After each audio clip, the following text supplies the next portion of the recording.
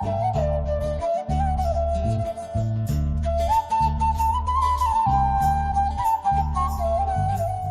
कार्यक्रम के पुण्यार्चक हैं सचिन जैन, शिखा जैन, सारांश जैन, सार्थक जैन, डाबरी एक्सटेंशन जनकपुरी, वैभव आकांक्षा, सिद्धि जैन गुरुग्राम, माया जैन, नीरज जैन, किरण जैन, पीयूष जैन, नवीन शहादरा दिल्ली, श्री धर्म सिंह जैन, शांति देवी जैन, विपिन जैन, संध्या जैन, पुत्र अभिषेक जैन, द्वारका दिल्ली निवासी।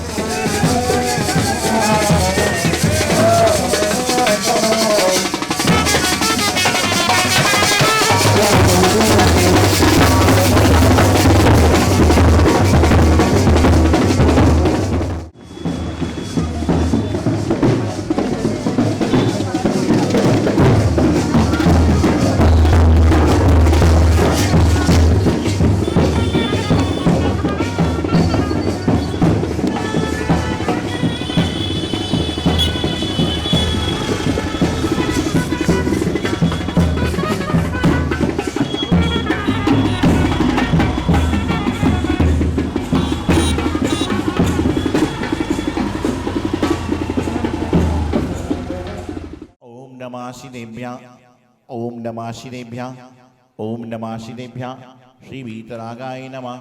ओम नमो अर्थे भगवते श्रीमती श्री पार्षदंकराय दोत्रगुणाय सर्वज्ञाय स्वयंभुवे सिद्धाय बुद्धाय परमात्मने परम सुखाय त्रिलोकमहि व्याप्ताय अनंत संसार चक्र परिवर्तनाय अनंत दृष्टाय अनंत ज्ञानाय अनंत सुखाय।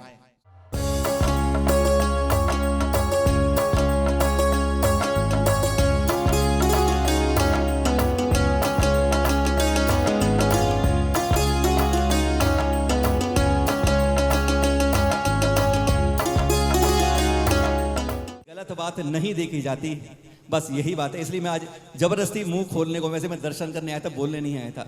अब ये जो 12 इंच का माइक पकड़ा दिया है, इसलिए बोल रहा हूं स्पष्ट। कोई भी साधु हमारी परंपराओं में छेड़खान नहीं करें, चाहे वे आचार्य श्री सौभाग्य सागर जी हो, चाहे दिल्ली के कोई भी संत हो। फिर हम यह भी चाहते हैं कि कोई और साधु आते हैं तो वह भी हमारी मंदिर की परंपराओं में छेड़छाड़ नहीं करे। बड़ी गर्व से कहता हूं कि मैंने उस देश में जन्म लिया है जहां एक और जिनालय है, एक और गिरजाघर है, एक और चर्च है और एक और मस्जिद है और चारों कौम के लोग प्रेम से बात करते हैं। ये सिर्फ भारत देश में है और अन्यत्र कोई देश में नहीं है। और हम सभी को गर्व होना चाहिए कि हम इस देश में जन्मे। क्योंकि हम लोग जैन संप्रदाय से हैं, इसलिए हम जैनों की बात करेंगे। एक जो विषय शरद भाई ने बोला है, मैं अभी नहीं बोलूंगा जब तक मुझे लाइसेंस नहीं देंगे उस बात का, इसलिए मैं शांत हूं अभी। दूसरी बात, जो गिरनार जी की बात बताई इन्होंने, आपको बता दूं कि आज गिरनार जी के लिए जो हो रहा है कल वो शिखर जी के लिए ना हो। इसलिए आज आप सभी लोग संकल्प कर ले, जितने लोग बैठे हैं, कि जो भी शिखर जी जाते हैं, शिखर जी जाने के बाद में ऊपर वहां पर कुछ भी खरीद कर नहीं खाएंगे, क्योंकि आप उनसे खरीदते हो। बढ़ती दुकानें होती हैं, जब दुकानें बढ़ेंगी तो उनको भगवान भी चाहिए और भगवान जी स्थापित करेंगे तो लोग उनके भी आएंगे। ऐसे ही कभी गिरनार में भी होता होगा कि कभी सिर्फ वहां पर जैनी जाते होंगे, लेकिन जैनों से धीरे धीरे धीरे करके करके करके हो रहा है कि आज जैनी में जाने में डर रहे हैं। या तो 20 तारीख को लड्डू चढ़ाने पहुंच जाओ और नहीं जा सकते हो तो जय नेमिनाथ, जय गिरनार हर जिनालय में, जिन मंदिर में बोलिए। और ये आवाज इतनी जोर से हो कि गिरनार जी तक पहुंचे, वहां के सीएम तक पहुंचे, देश के राष्ट्रपति तक पहुंचे और कम से कम जो हमारा जैनियों का है वो तो मिले। मैं बड़ा आश्चर्य करता हूं कि आज तक पूरे हिंदुस्तान में किसी भी जैन संप्रदाय के संत ने, किसी भी जैन धर्म के समाज ने कभी भी किसी अजैन व्यक्ति के जगह पर कब्जा करके मंदिर नहीं बनाया। तो हमारे जैनों पर ही शोषण क्यों, हमारे जैनों पर ही अत्याचार क्यों?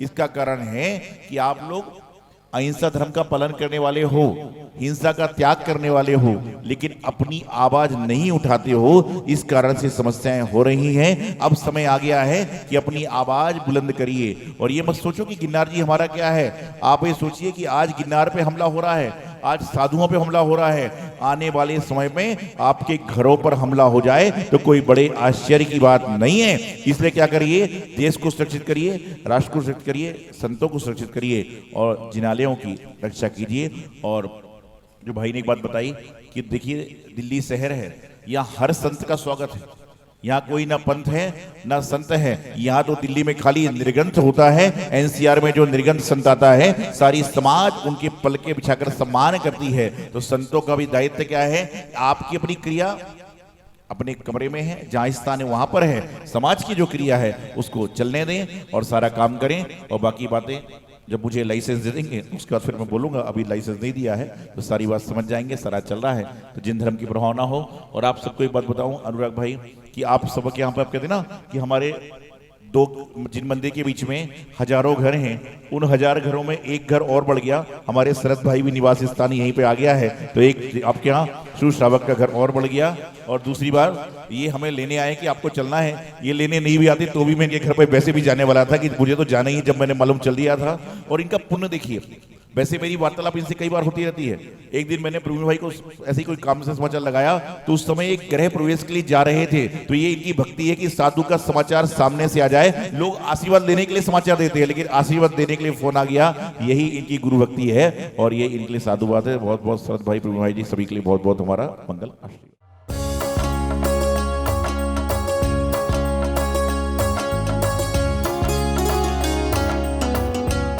भारतीय धरोहर भारत की प्राचीन ज्ञान संपदा के क्षेत्र में काम करती है और हम मानते हैं कि हम बहुत वैभवशाली और शक्तिशाली राष्ट्र रहे हैं और उसके पीछे हमारी ज्ञान संपदा उसकी प्रमुख शक्ति थी। यद्यपि आज उस पर चर्चा और विमर्श बहुत कम होता है, लेकिन हम चाहते हैं वो चर्चा और विमर्श इस प्रकार से हो कि उसमें भी जो काम की बातें हैं, मानवता के कल्याण की बातें हैं, वह संपूर्ण समाज के सामने आए। प्रणाम। यहाँ उपस्थित सभी जनों को मेरा प्रणाम। मैं वैद्य मनीषा शर्मा, आयुर्वेदाचार्य और साथ ही मर्म चिकित्सा विशेषज्ञ। तो थोड़ा सा संक्षिप्त में परिचय देते हुए, आयुर्वेद यानी आयु का विज्ञान, जो न कि आपकी केवल फिजिकल यानी आपको बीमारियों से ही नहीं बचाता, बीमार न पड़ने देना सबसे मुख्य उद्देश्य आयुर्वेद का ये है। यानी जो स्वस्थ व्यक्ति है उसके स्वास्थ्य की रक्षा करना। और दूसरा उद्देश्य है आयुर्वेद का, जो व्यक्ति बीमार हो गया है खान पीन में खराबी होने के कारण या रहन सहन में खराबी होने के कारण, उसको औषधियों का प्रयोग करके हम कैसे ठीक कर सकते हैं। अरे श्री सौभाग्य सागर जी महाराज के सानिध्य में आज ये जो है आज का दिन आया, ये शुरुआत होने जा रही है। तो एक तो भगवान का और आचार्य श्री का आशीर्वाद अपने आप मिल गया है और ये बहुत खुशी की बात है। आप सबकी तबीयत सही हो। और मैं वैद्य जी से निवेदन करूंगा कि आने वाले शनिवार से ही यह जो है ओपीडी शुरू करें। ओपीडी मेरे ख्याल से 10 बजे से लेकर 2 बजे तक रहेगी और 15 दिन बाद दोबारा से ओपीडी रहेगी। तो आचार्य जो अपना वैद्य जी हैं वो दवाई लिखते हैं, दवाई हमें लेनी पड़ती है। अगर आप लोगों का अच्छा यहाँ पर लोगों को फायदा हुआ और आपका इंटरेस्ट बना तो दवाइयों का भी हम प्रबंध करेंगे। और आपको जो है महाराज जी का बहुत बहुत जो है आशीर्वाद मिला, वैद्य जी को भी मिला और आपको भी मिला, और आपके आने का भी बहुत बहुत धन्यवाद। Thank you. आपके बाने भव से पार इत्याशीर्वाद पुष्पांजलि चलेगा।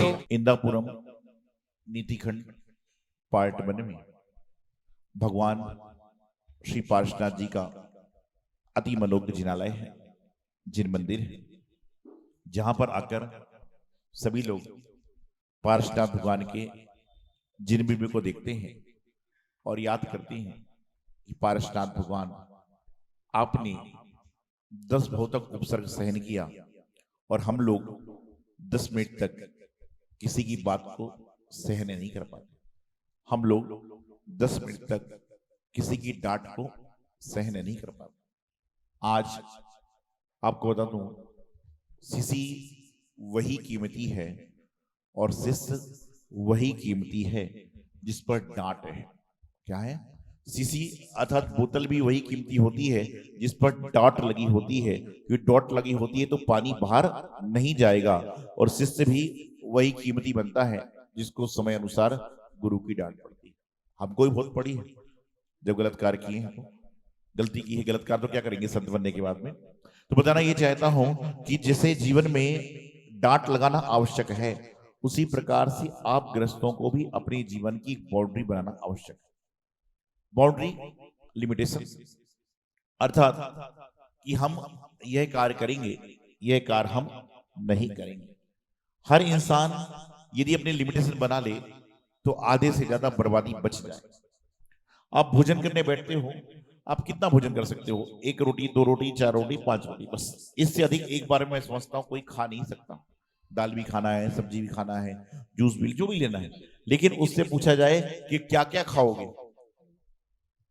उसका कोई ठिकाना नहीं। क्या क्या खाओगे कोई लिमिट नहीं है। और आप ध्यान रखिएगा, जो छोड़ता है वही महान बनता है और जो संग्रह करता है वह नीचे की ओर जाता है।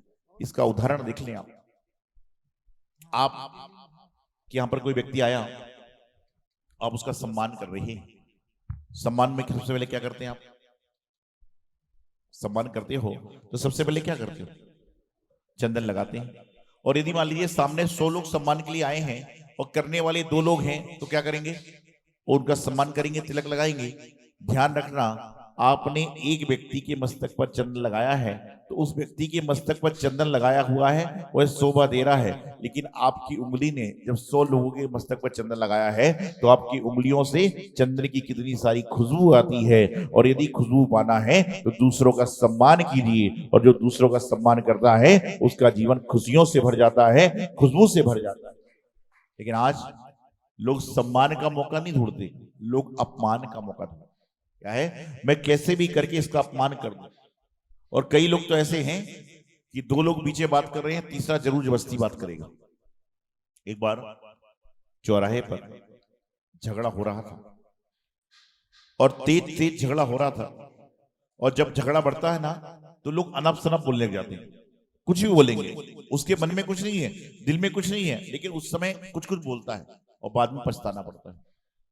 अब बताइए, सड़क पर लोग जा रहे हैं और झगड़ा हो रहा है तो लोग क्या करते हैं? आजकल मोबाइल निकालते हैं, फेसबुक पर लाइव कर देते हैं झगड़ा प्रारंभ। तो झगड़ा बढ़ गया, और जब झगड़ा बढ़ गया तो एक आदमी खड़ा होकर सुन रहा था क्या चल रहा है। तो पहले व्यक्ति ने कहा कि तू चुप हो जा, चुप हो जा, चुप हो जा। तो जिससे झगड़ा हो रहा था वह कहने का मैं चुप नहीं होऊंगा तो तू मेरा क्या कर लेगा?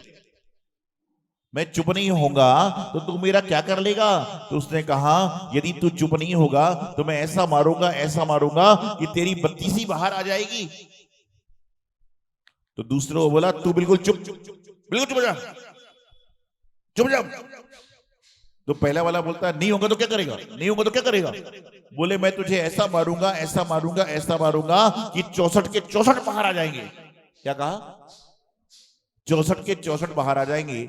इतने में जो व्यक्ति झगड़ा देख रहा था वो बोला भाइयों 2 मिनट रुको। बोले भाइयों 2 मिनट रुकिए। बोले क्यों? बोले मुझे एक सवाल पूछना है। बोले बोलो। बोले पहला मारेगा तो 32 बाहर आएंगे, लेकिन दूसरा मारेगा तो 64 कैसे बाहर आएंगे? मुझे ये बता दीजिए। पहला मारेगा तो 32 बाहर आएंगे, लेकिन दूसरा मारेगा तो 64 बाहर आएंगे, मुझे बता दीजिए।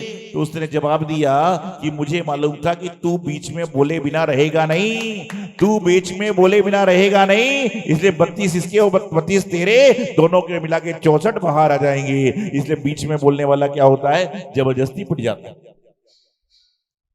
ध्यान रखिए, इसलिए अपने काम से काम करिए, और जो अपने काम से काम करता है पूरी दुनिया उसको सलाम करती है। कहते हैं ना, अपना काम करोगे तो दुनिया याद करेगी और सलाम ही ठोकेगी, सब कुछ करेगी, लेकिन काम नहीं करोगे तो तुम कहीं के नहीं रह जाओगे, किसी काम के नहीं जाओगे। तो आज यहाँ पर पारसनाथ जिले अति बड़ी प्रतिमा है। भगवान आते हैं तो समुद्र में सब जीव आते हैं, और उसी भावनाओं को देखते हुए जब संघ 2024 अष्टानी का मैं आया था, आई थिंक उसी समय भाव बने कि भक्तों की संख्या बढ़ रही है, व्यवस्थाएं घट रही हैं, तो क्या किया जाए। तो कल बताऊंगा वैसे सारा विस्तार से आपको। तो ये हुआ कि ऊपर एक 30-24 का निर्माण किया जाए, जिसमें 4 प्रतिमा उत्तंग रहेंगी। एक तरफ श्रुतिस्कंद यंत्र, एक तरफ ऋषि मंडल यंत्र, ऐसे स्तंभ होगी। ऊपर पूरा भक्तांबर जी का मंदिर बनाया जाएगा। तो सारी चीजें हुई, और उसका अब वेदी शिलान्यास का समय आ गया। सारे कार्य करते करते हम वेदी शिलान्यास पहुंच चुके। तो आपके जीवन का कितना विशेष पुण्य है कि आप एक साथ में जहां 720 प्रतिमा विराजमान होगी, उन 720 प्रतिमा को रहने का जो स्थान मिलने वाला है, अर्थात वेदी का शिलान्यास, उस वेदी का शिलान्यास आप अपने हाथों से करके अपने हाथों को धन्य बनाओगे। तो इसलिए संघ का भी अभी आना यहाँ पर हुआ है, और आप सभी जानते हैं रीति खंड वालों का शुभ और मंगल, शुभ और लाभ और शुभ और समय सब एक साथ में आ गया कि पंचराग तो जब होगा, लेकिन जो पिछले 9 सालों से, 8 सालों से, 6 सालों से जो आपके यहाँ पर धरती बंजर थी, सूखी थी, यहाँ पर कोई संत का चतुर्मास नहीं हुआ। इस साल हमारे शुभ सागर जी महाराज और शुभ लाभ सागर जी का चौमासा भी हो रहा है, जिससे कि जो आपकी भूमि जो प्यासी थी, काहे की चौमासे की प्यासी थी, वह प्यास भी आपकी बुझ जाएगी। तो आपको क्या करना है, धर्म लाभ लेंगे, वो तो सब बातें कल बताएंगे। अभी बात इतनी करना है कि नवग्रह विधान है। आज संसार में लोग कोई ना कोई ग्रह से परेशान है। आप लोग हैं कि नहीं है? मुझसे बोलो, है कि नहीं है? और जो नहीं है तो यहां पे आ जाओ, जो नहीं है वो यहां पर आ जाओगे, परेशान नहीं तो यहां पहुंचो। तो कहने का तात्पर्य कि हर इंसान परेशान तो हम ही हैं, परेशान तो ये भी दोनों है, परेशान ये भी है, परेशान वो भी परेशान। इस संसार में कोई ऐसा जीव नहीं जो परेशान ना हो, लेकिन अंतर इतना है कि आप परेशानी में जी रहे हो और हम परेशानी से निकल चुके हैं। क्या है, आप परेशानी के साथ जी रहे हो और हम परेशानी छोड़कर जी रहे हैं। अंतर इतना है, परेशान तो सारी दुनिया है। तो क्या बता रहा था मैं आपको कि आज ग्रह की समस्याएं हैं। कुछ सिरफिरे मंचले लोग कहते हैं कि जैन आगम में नवग्रह का क्या मतलब है। उन सिरफिरे मंचले विद्वानों से कहिए, संतों से कहिए कि जब हम भगवान की शांति धारा पढ़ते हैं तो शांति धारा के अंत में कहा जाता है इत्तेण मंत्रेण नवग्रह शांति धारा वष्टकम। और आपने शांति विधान किया किसी ने? शांति विधान के चौथे वलय के 25वें नंबर का काव्य लीजिए, छंद लीजिए, उसमें लिखा है इति दुष्ट नवग्रह उपकरण, ऐसा कुछ लिखा हुआ है। तो नवग्रह का जैनागम में महत्व है। अंतर इतना है कि जो जैन धर्म का नवग्रह करता है वो 24 तीर्थंकर भगवान की आराधना करता है, और जो दूसरे नवग्रह करते हैं वो पता नहीं किसकी साधना करे। मालूम, सोमवार को सोम ग्रह की पीड़ा है तो चंद्र प्रभु भगवान की जाप कीजिए, मंगल ग्रह की पीड़ा है तो वासपुत भगवान की जाप कीजिए, बुध ग्रह की पीड़ा है तो शांतिनाथ आदि महावीर भगवान तक अष्ट तीर्थंकर की पूजा कीजिए, गुरु ग्रह की बाधा है तो आदिनाथ जी आदि अष्ट ग्रह की तीर्थंकर की पूजा कीजिए, और शुक्र ग्रह की बाधा है तो पुष्पदंत भगवान की पूजा कीजिए, और शनिवार की बाधा है तो मूर्छनाथ भगवान की पूजा कीजिए, और रवि ग्रह की बाधा है तो पद्म प्रभु भगवान की, और केतु ग्रह की है तो मल्ली पार्षनाथ की, और राहु ग्रह की है तो नेमिनाथ भगवान की। अब आप बोलोगे भाई दिन तो 7 हैं, ग्रह 9 है, तो क्या करें? तो शनिवार के दिन मूर्छनाथ भगवान और नेमिनाथ भगवान का वार होता है, रविवार को मल्ली पारस और पद्म प्रभु भगवान का वार होता है। ऐसे 24 भगवान की आराधना हो जाती है। लेकिन फिर कहता हूं कि आपके 8 ग्रह भी एक खाने में हैं, लेकिन आपके दूसरे खाने में एक ग्रह मजबूत है, तो ये 8 ग्रह आपका कुछ नहीं बिगाड़ सकते। वह ग्रह कौन सा है? 8 ग्रह को एक तरफ रख दीजिए और एक ग्रह को अपने साथ रख लीजिए, तो आपके जीवन में 8 ग्रह भी कुछ नहीं बिगाड़ सकते। कौन सा ग्रह? उसका नाम है गुरु ग्रह, कि जिसका गुरु ग्रह मजबूत है उसके सारे ग्रह अपने आप मजबूत हो जाएंगे। और गुरु ग्रह को मजबूत करना है तो गुरु का आशीष अपने सिर पर चाहिए, और जिसके सिर पर गुरु का हाथ दुनिया देगी उसको साथ। तो गुरु ग्रह मजबूत कीजिए। और वो कैसे होगा? गुरु की साधना में जुड़ने से, गुरु की आराधना में जुड़ने से, गुरु की व्यवस्था में जुड़ने से गुरु को मजबूत करिए और अपने जीवन का कल्याण कीजिए। यही मंगल भावना आचार्य गुरुदेव सिद्धांत सागर जी महाराज की। इस कार्यक्रम के पुण्यार्चक थे सचिन जैन, शिखा जैन, सारांश जैन, सार्थक जैन, डाबरी एक्सटेंशन जनकपुरी, वैभव आकांक्षा सिद्धि जैन गुरुग्राम, माया जैन, नीरज जैन, किरण जैन, पीयूष जैन, नवीन शहादरा दिल्ली, श्री धर्म सिंह जैन, शांति देवी जैन, विपिन जैन, संध्या जैन, पुत्र अभिषेक जैन, द्वारका दिल्ली निवासी।